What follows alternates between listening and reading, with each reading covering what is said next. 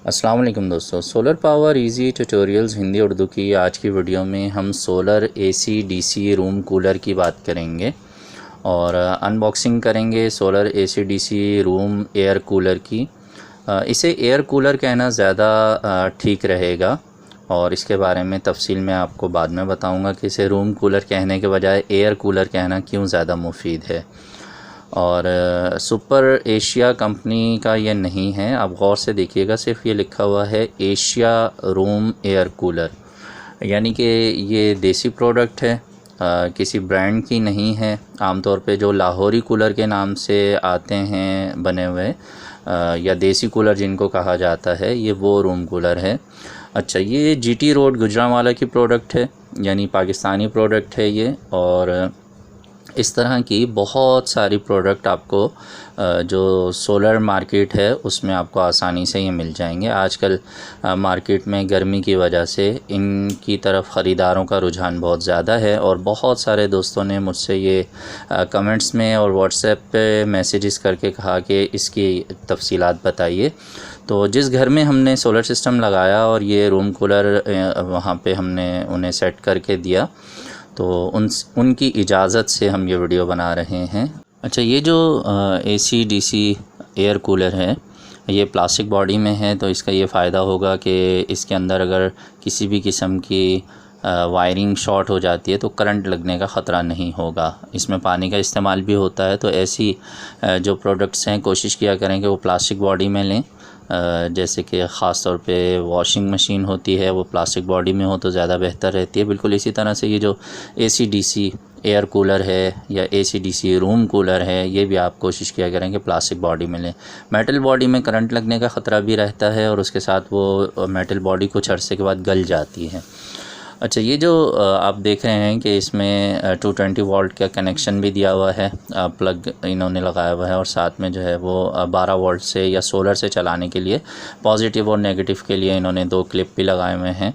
तो यहाँ पर आप चाहें तो सोलर का डायरेक्ट कनेक्शन दे दें, सोलर पैनल 150 वाट का एक डायरेक्ट लगा दें और जब तक धूप रहेगी ये चलता रहेगा। और इसी तरह अगर आप बैटरी से चलाना चाहते हैं तो इसे बैटरी के साथ कनेक्ट कर दीजिए। लेकिन ये जहन में रखिएगा कि इसे एक वक्त में एक ही कनेक्शन दिया जा सकता है। सोलर एसी डीसी फ़ैन की तरह नहीं है कि आप दोनों कनेक्शन लगा दें और ये ऑटोमेटिकली स्विचिंग करता रहे। इसे एक वक्त में एक ही कनेक्शन दिया जा सकता है। हाँ, कुछ अब सुनने में आया है और हमने मार्केट में भी देखा है, विज़िट किया है, तो ऐसे अब एयर कूलर आने लग गए हैं कि जिसमें उन्होंने ऐसी किट इस्तेमाल की है कि आप दोनों कनेक्शन एक वक्त में लगा भी देंगे तो कोई प्रॉब्लम नहीं आएगा। अच्छा, ये जो एयर कूलर है इसकी एक और ख़ास बात ये है कि इसकी साइड पे जो पैड इस्तेमाल किए गए हैं वो हनीकॉम्ब पैड हैं। शहद की जो छत्ता है उसकी शक्ल के ये जो गत्ते के पैड बने हुए हैं इन्हें हनीकॉम्ब पैड कहते हैं और इनकी लाइफ बहुत ज़्यादा होती है, 2-3 साल तक ये आराम से चलते हैं अगर मीठा पानी इस्तेमाल करें आप कूलर के अंदर। हाँ, अगर बोरिंग का खारा पानी इस्तेमाल करेंगे तो ऐसी सूरत में फिर ये इनकी लाइफ कम हो जाती है। अच्छा, इसके अलावा जो दूसरे सस्ते रूम कूलर मिलते हैं उनके अंदर ज़्यादातर जो है वो लकड़ी के ऊन वाले या लकड़ी का बारीक जो छिलका होता है, वुड वूल कहते हैं उसे, तो उसकी मदद से तैयार किए गए पैड लगाए जाते हैं। उनकी लाइफ कम होती है, जल्दी ख़राब हो जाते हैं और उसकी कूलिंग भी कम होती है। तो जब भी आप रूम कूलर ख़रीदें, एयर कूलर ख़रीदें, तो उसमें आपने इस बात का ध्यान रखना है कि हनीकॉम्ब पैड वाले आप जो है वो कूलर लें ताकि आपको ज़्यादा अरसे तक उससे कूलिंग मिल सके। इसे बाहर ले आया हूँ ताकि रोशनी में ज़्यादा क्लियरली आपको इसकी वीडियो दिखाई जा सके। और इसका जो ऊपर का ढक्कन है वो मैंने हटा दिया है अंदर से आपको दिखाने के लिए। ये आप देख रहे हैं कि आपको हनीकॉम्ब पैड आपके इसके तीनों तरफ दिखाई दे रहे हैं और बीच में जो फ़ैन की मोटर है वो आपको दिखाई दे रही है। और ये आप देख रहे हैं कि एक पावर सप्लाई इसमें इस्तेमाल की गई है जो इसे एसी से चलाने के काम में आएगी। और नीचे की तरफ जो है वो काफ़ी बड़ा टब मौजूद है जिसमें हम पानी डालेंगे और पाइप के बिल्कुल साथ आपको जो है वो मोटर नज़र आ रही है जो पानी को इन पैड्स के ऊपर जो है वो फेंकेगी। और इसके अलावा जो है इसमें एक और मोटर लगी है जो ग्रिल को दाएं बाएं घुमाने के काम में आएगी। तो ये जो बैक साइड पे इसके आप देख रहे हैं यहाँ से आप इसके अंदर पानी भर सकते हैं। और इसके अलावा जो है यहाँ सबसे जो ख़ास चीज़ है वो ये है कि मोटर के ऊपर अगर पानी गिरने का, कहीं से लीकेज का कोई मामला हो तो कोई सेफ्टी नहीं है, तो डायरेक्ट पानी मोटर के ऊपर गिर सकता है। इस वजह से जो है वो हमने एहतियातन इसके ऊपर जो प्लास्टिक का पुराना एक्सरे रिपोर्ट होती है उससे इसको कवर कर दिया था बाद में। तो आप भी ये ख्याल कर सकते हैं, इस तरह की एहतियातें में आपकी जो प्रोडक्ट्स होती हैं उनकी लाइफ को बढ़ा देती हैं। तो पहला काम ये होता है कि कभी भी आप जब कूलर ख़रीदते हैं तो उसमें आपको पानी डाल के चेक करना होता है कि वो कहीं से लीक तो नहीं कर रहा, यानी उसका जो नीचे का टब है वो बिल्कुल ठीक है या उसमें कोई लीकेज है। अगर ऐसा है तो आप लीकेज को बंद कर लीजिए। बहुत सारी ऐसी चीज़ें मिलती हैं जिनकी मदद से आप लीकेज को रोक सकते हैं। प्लास्टिक की चीज़ है तो ज़ायरे से जोड़ना बहुत आसान है। ये आप देख रहे हैं कि जो रूम कूलर है उसका ऊपर का हिस्सा है, उसका ढक्कन है, और इसमें ये जो ब्लैक कलर की ट्रे है इसके अंदर तमाम जो पानी है वो आता है। और इसकी साइडों पे आप देख रहे हैं कि सुराख बने हुए हैं, इन सुराखों की मदद से पानी जो है वो हनीकॉम्ब पैड्स के ऊपर गिरता है और वो पैड गीले रहते हैं, जिसकी वजह से हमें ठंडी हवा मिलती है। तो ये ट्रे भी आपने अच्छी तरह से देख लेनी है कि इसके जो साइड के सारे सुराख हैं वो खुले हुए हैं या नहीं हैं। बाज़ औक़ात इनमें कुछ सुराख बंद भी होते हैं, तो आप उसे आराम से, ये प्लास्टिक में है तो ज़ाहिर है आराम से इसे उन सुराखों को खोल सकते हैं, और ताकि पानी हर जगह पर तमाम पैड्स को अच्छे तरीके से गीला कर सके, हर जगह पे जो है वो पानी पहुंच सके। और ज़ाहिर है इसकी शेप इस तरह से बनाई गई है, वी शेप में है ये, ताकि जो मोटर वाला हिस्सा है वो गीला ना हो।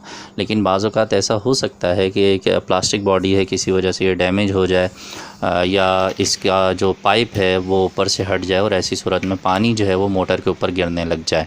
तो इसलिए एहतियातन आप इसे मोटर को किसी चीज़ से कवर कर दीजिएगा, ताकि जो पानी है वो इस मोटर को ख़राब ना कर सके। फ्रंट पे इसके 3 बटन दिए हुए हैं, जिनमें से तीनों मोटरों को चलाने के लिए 3 बटन हैं। एक पंखे की मोटर है, और एक जो है वो पानी की मोटर है, और तीसरी जो मोटर है वो सामने जो ग्रिल लगी हुई है उसे घुमाने के लिए, ताकि हवा पूरे कमरे में अच्छे तरीके से पहुंच सके। तो ये जहन में रखना है आपने कि तमाम चीज़ें जो हैं उन्हें आप पहले तसल्ली से चेक कर लीजिए। मार्केट में बहुत सारे जो दुकानदार हैं वो सामान को चेक करवा के भी देते हैं, और कुछ दुकानदार जो है वो चेकिंग वारंटी देते हैं कि आप प्रोडक्ट ले जाएं, और अगर उसमें कहीं पर कोई प्रॉब्लम आपको फ़ेस करना पड़े तो आप ऐसी सूरत में उसे रिटर्न कर सकते हैं।